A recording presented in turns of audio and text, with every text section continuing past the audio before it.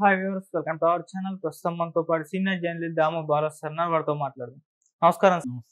Sir, Telugu Desam అధికారంలోకి వచ్చాక ఇప్పుడు అధికారుల పైన వేట మొదలుపెట్టిందని చెప్పేసి వార్తలు రావడం చూస్తున్నాం సార్. ఈవెన్ తెలుగుదేశం మీడియానే ప్రచారం చేస్తుంది. అందుకు తగ్గట్టుగానే అధికారులు రిజైన్ చేస్తున్నారు. వీళ్ళే కొంతమందిని తీసేస్తున్నారు అంటున్నారు. అసలు ఎందుకు ఈ వేట? ఏం జరిగింది సార్? చంద్రబాబుకు ఉన్న అదృష్టం ఏంటంటే మీడియా ఆయన ఏం చేసినా దాన్ని చుట్టూ ఒక కథ అల్లి బ్రహ్మాండంగా దాన్ని ప్రొజెక్ట్ చేయడం. అంటే మనకి పొజిషనింగ్ అండ్ ఫ్రేమింగ్ ఎఫెక్ట్ అంటారు బిహేవియరల్ ఎకనామిక్స్లో. ఫ్రేమింగ్ ఎఫెక్ట్ అంటే ఒక విషయాన్ని నువ్వు ఎలా ఫ్రేమ్ చేసి చూపిస్తావు అనేది. ఇప్పుడు దీన్నే అదే జగన్ చేస్తున్నాడు అనుకో ఉద్యోగుల మీద. జగన్ అరాచకం, ఉద్యోగులు అంతా నిద్రపోతున్నారా, ముద్దు నిద్ర లేవండి, ఉద్యోగులను ఇలా చేస్తుంటే మీకేం సిగ్గు శరం లేదా, ఐఏఎస్లు ఎందుకు ఉండేది, ఇలా ఉంటుంది నేరేషన్. అదే చంద్రబాబు చేస్తుంటే వేట మొదలైంది. జగన్ కి సపోర్ట్ చేసిన వాళ్ళందరూ ఒక్కొక్కడు తోలు తీస్తున్నాడు చంద్రబాబు. ఇలా రివర్స్లో ఫ్రేమింగ్ ఎఫెక్ట్ అనేది ఉంటుంది. అలాగే ఇప్పుడు మీడియా ఏం చేస్తుందంటే నిజానికి ఉద్యోగుల మీద, అధికారుల మీద చంద్రబాబు చాలా డే 1 నుంచి నిరంకుశంగా వ్యవహరిస్తున్నాడు. ఎందుకంటే అసలు అపాయింట్మెంట్లు ఇవ్వలేదు. శ్రీలక్ష్మి కావచ్చు, రామాంజనేయులు కావచ్చు, ఇలాంటి వాళ్ళకంత అపాయింట్మెంట్లు ఇవ్వలేదు. జవహర్ రెడ్డి లాంటి వాళ్ళని వీళ్ళని నీచంగా చూడడం కావచ్చు, వాళ్ళ మీద కేసులు పెట్టడం కావచ్చు, ఇవన్నీ స్టార్ట్ చేశారు. మనం వాసుదేవ్ రెడ్డి చూసాం, బెవరేజెస్, ఆయన ఇంటి మీద దాడులు జరిగాయి, కేసులు పెట్టారు. సో ఇలాగా 1 by 1 ఇదేంటంటే రివెంజ్ స్టోరీ. రివెంజ్ వచ్చి మొదట అధికారుల మీదే స్టార్ట్ చేశారు. తమకి గతంలో ఎవరెవరు ఇబ్బంది పెట్టారు ఇది. మళ్ళీ జగన్ కూడా అదే గతంలో చేశాడు. జగన్ కూడా తెలుగుదేశం ఆయన ఎవరు వెంకటేశ్వరరావు, ఏబి వెంకటేశ్వరరావు లాంటి వాళ్ళని జగన్ ఎలా వేధించాడో చూసాం.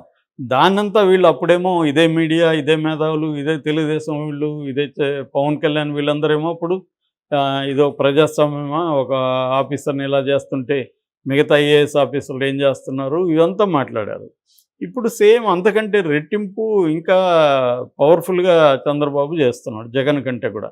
ఎందుకంటే జగన్ కన్నా ఒక బలమైన మీడియా అపోజిషన్ ఉంది. చంద్రబాబుకి అటువంటి అపోజిషన్ ఏమీ లేదు. ఇటు వైసీపీ వీక్గా ఉంది, ఇంకా వైసీపీ మీడియా కూడా మొదటి నుంచి కూడా కంపేర్ చేస్తే వీకే. వాళ్ళకి సోషల్ మీడియా కొంతవరకు పర్వాలేదు, కానీ అది కూడా ఇప్పుడు సైలెంట్ అయిపోయింది. ఎందుకంటే సోషల్ మీడియాలో యాక్టివ్గా ఉన్న వాళ్ళంతా రోడ్ల మీదకి తీసుకొచ్చి మామూలుగా కొట్టట్లేదు, కొట్టి వాళ్ళని సారీలు చెప్పించి వీడియోలు పెడుతున్నారు. కాబట్టి వాళ్ళు కూడా భయపడిపోయి సైలెంట్గా ఉన్నారు.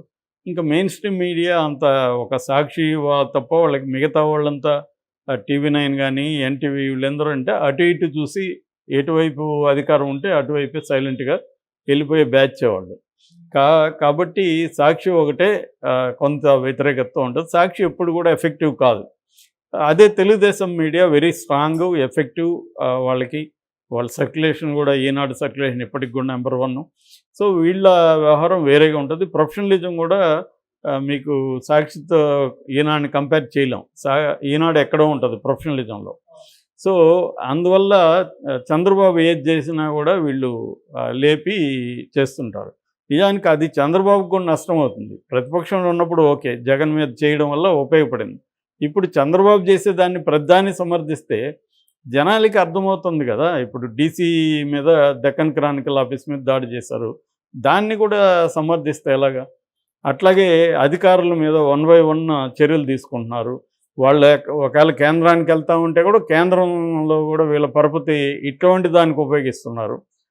రాష్ట్రానికి కావాల్సిన ఫండ్స్ తెచ్చుకోవడం వాటి మీద కంటే తాము కక్ష తీర్చుకోవాలనుకున్న అధికారులు కేంద్రం సర్వీసులకు వెళ్దామని పెట్టుకుంటే అక్కడ ఇవ్వద్దని అని చెప్పేస్తున్నారు. వాళ్ళు ఇవ్వట్లేదు, మళ్ళీ చచ్చినట్టు ఇక్కడికి రావాలి.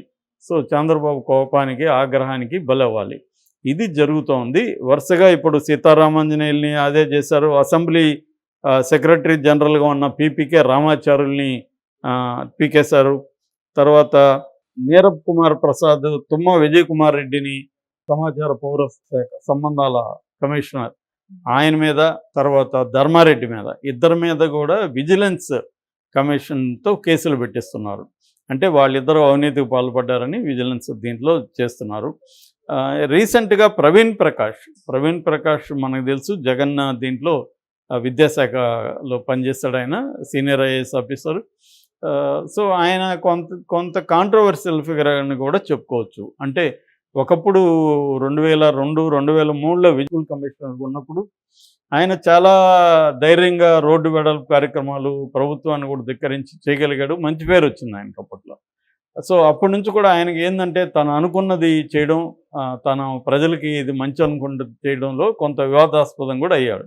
అట్లాగే జగన్ పీరియడ్‌లో కూడా ఆయన చాలా ఇతర తనకంటే కూడా సీనియర్ ఐఏఎస్ ఆఫీసర్లను కూడా క్యాచ్ చేయలేదని ఇటువంటి విమర్శలు వచ్చాయి. తర్వాత బొత్సకి ఈయన ఏటీఎం లాగా ఉన్నాడని కూడా తెలుగుదేశంలో అప్పట్లో విమర్శించారు. సో ఆయన ఒక రకంగా జగన్‌కి నమ్మకమైన ఆఫీసర్. సో అతని మీద ఇప్పుడు వీళ్ళు మొదలుపెట్టారు. జీఎండీకి అంటే జీఏడీకి జనరల్ అడ్మినిస్ట్రేషన్‌కి అతను రిపోర్ట్ చేయమన్నారు. జూన్‌లో 25th రిపోర్ట్ చేయమంటే ఇప్పటి వరకు అతనికి ఏం పోస్టింగ్ ఇవ్వలేదు. దాంతో అతనికి అర్థమైంది వీళ్ళు పొమ్మని లేక పొగబెడుతున్నారు. సైలెంట్‌గా అలా పోస్ట్ లేకుండా పెడితే అవమానకరంగా ఉంటుంది. అందుకని అతను వీఆర్ఎస్ తీసుకున్నాడు. యాక్చువల్గా అతను 1994 బ్యాచ్ ఐఏఎస్ ఆఫీసర్. అతనికి ఇంకా 7 ఏళ్ళు సర్వీస్ ఉంది. అయినా కూడా వీఆర్ఎస్ తీసుకున్నాడు. ఇమ్మీడియట్గా వీఆర్ఎస్ని కూడా వీళ్ళు ఓకే చేశారు. వీళ్ళకి కూడా అది కావాలి. అంటే రకరకాల పద్ధతులు ఈ అధికారుల్ని, బ్యూరోక్రాట్స్ని పగ తీర్చుకోవడం అనేది కనపడుతుంది. మనకి సిమిలర్ నేను అందుకనే చెప్తుంటా, ఏ పొలిటికల్ పార్టీకి తేడాలు లేవురా బాబు అని. ఎందుకంటే వైసీపీ అదే చేసింది, అంతకుముందు కేసీఆర్ అదే చేశాడు, ఇప్పుడు రేవంత్ రెడ్డి అదే చేస్తున్నాడు, చంద్రబాబు అదే చేస్తున్నాడు. చంద్రబాబు మెరుగైన పరిపాలకుడు ఎలా అవుతాడు?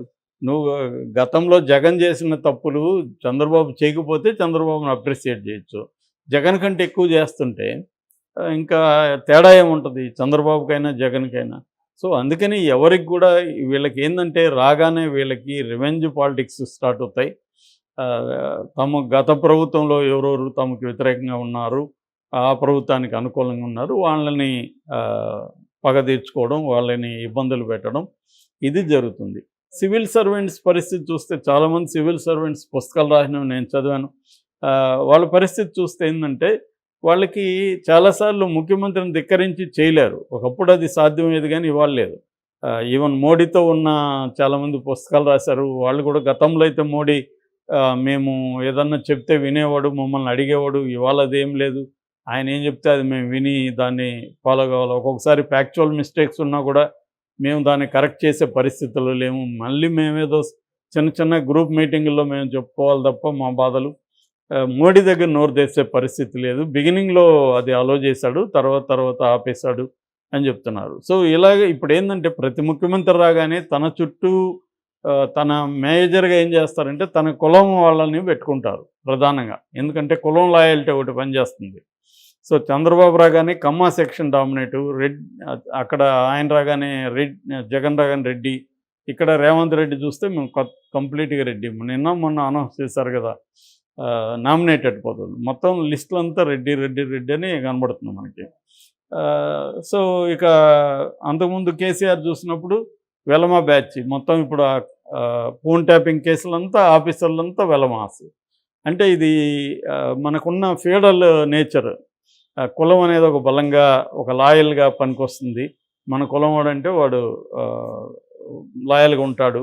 అందుకని వీళ్ళు అన్నిటికంటే ఇంపార్టెంట్ లాయల్టీ ఒకటి.